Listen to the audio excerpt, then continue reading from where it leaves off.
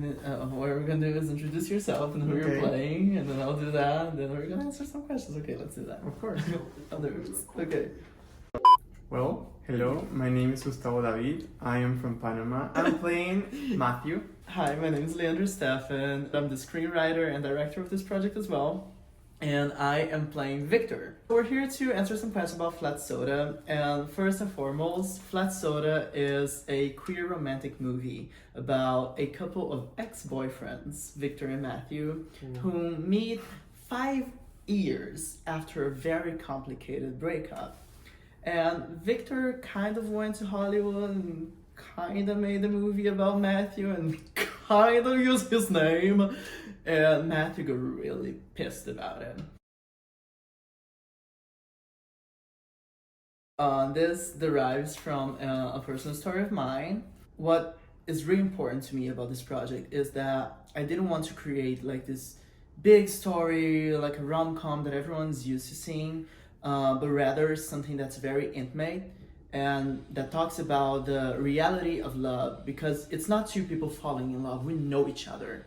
So it's us rediscovering the little tiny aspects that we first fell in love with. Because you don't love someone because of the general thing. You love someone because of those little things that they do. For example, to explain our title, Flat Soda, that's our first interaction because Victor really likes flat soda. And after we meet for the first time, I go straight for the flat soda, and Matthew realizes that I'm still that person, that I still drink flat soda. Well, all that I'm gonna say is that the answer to those questions, both answers to those questions, are in the proof of concept, and one is a little more obvious, and for the other one, just, sometimes you need to read a book or two. As a writer, exactly, this intimacy of the story is really important to me because I got really tired of watching queer films and they're always a coming out story or about HIV, and I'm like, is that all we have to tell? Like, I think we're a little past that. So I wanted to bring something that, yes, it's a love story, but that's raw. I also wanted to highlight this idea that we always watch rom-coms, it's like, oh, that's so cute, but it's never gonna happen to me. Like, we don't get to actually live through that. I'm like, no, yeah, we do. I'm living proof of that. So here's why. Cool. Next question. Victor, he always dreamed about going to Hollywood and becoming a Hollywood star. He didn't actually think that was gonna happen with the movie he did about Matthew, but he's very proud of it. He's very happy about what happened. And he's also very misunderstood because he's constantly attacked by having done that, and it really hurt Matthew, and he knows that. But it has always come from a place of love. He never wanted to hurt Matthew. The main problem with Victor is that he doesn't want to deal with the fact that he fucked up, and he knows that. He knows he went too far. He doesn't regret it because his art's more important to him than his life. I think we all have a little Matthew in ourselves. I don't know how to say this in camera. We cut it and edit if we can. No, there's no cut and edit. I think this is wrong. But like, he as a person, I feel like he loves you very much and loves Victor very much.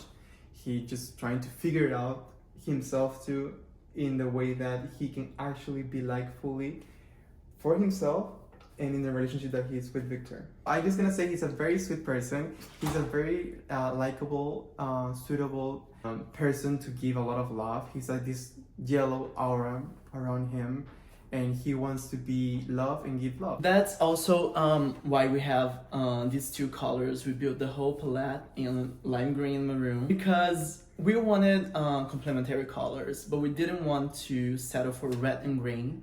For one, because it's not specific enough, and we wanted something highly specific, but also because Matthew is the bright side of things. He's the golden retriever. He's the yay, everything's fine. And Victor has this, I don't want to use darkness, but he's more serious. Even though he accesses his feelings better than Matthew, here I am, this is me, and this is how I feel. So this is why we made this choice.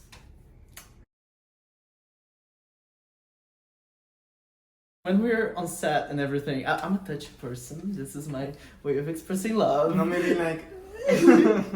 And I do this all the time on set. I can't leave him alone. Poor Rafaela goes through the same thing. Work with Gustavo is great because, okay, he took a long time to let me in. But once I got to actually connect with him, it's great that I can have someone I can trust. I'm very much a distant person, but once I get to like know the person that I am working with, which is Leandro, and we talk about like things like personal stuff or like life and what is like friendship and stuff, I think that's very important to connect in that level of like human being level, not like just an actors. We would definitely be typecasted into each other's role. Like he's such a Victor in real life and I'm such a Matthew. Yeah, I'm Hi. really Victor. You see that? Yeah. I'm goofy. Oh. I have my moments, guys. Oh my god.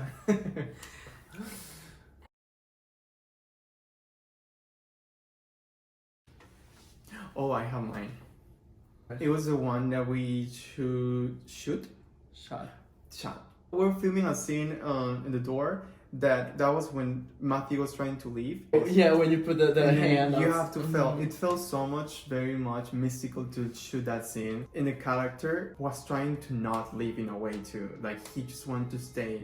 He wants to stay because he knows that's his comfort zone for the films and everything. So it was a lot of things in just one scene. So I feel like it was very beautiful. I think that my favorite thing to shoot, is it terrible if I say this? That isn't my favorite thing to shoot. No, was say it. was the sex scenes. Because I was like, I know what's gonna happen. And then he did something completely different from what I was expecting. And I was like, there's a take. We're gonna put this take here because we're probably not using it in the proof of concept. Okay, slow down. I want you to be quiet, slow, and romantic for this, okay?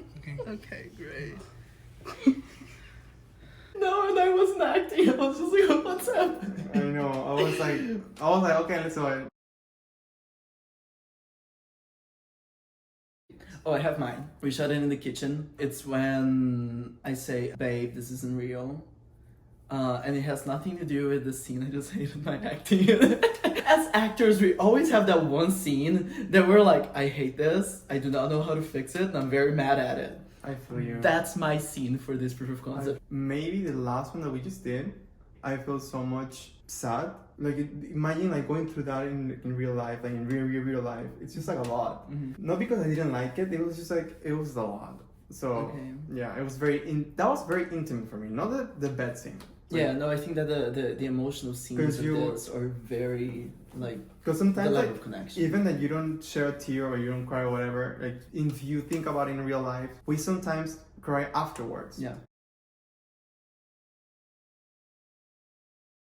You can hope to see a very deep connection between two human beings. To me, that's the biggest thing about this film. The one thing I do want to bring to the audience is connection. You know, is seeing how deeply you can connect to somebody else. Something that we can all relate in different ways, and we can normalize that people go through this in different ways, in different part of the countries and whatever. Okay, great. So now before we wrap this up, I'm gonna put someone else in the spot. Rafaela? Ai meu Deus, nem pus maquiagem ainda, menino. I don't care. Menino, eu não pus maquiagem, eu tenho que fazer. Nem tô com a Não, blusa certa. eu sei, agora a gente corta e deixa você fazer tudo que você precisa Ah, então pra tá editar, bom, então tá entendeu? bom.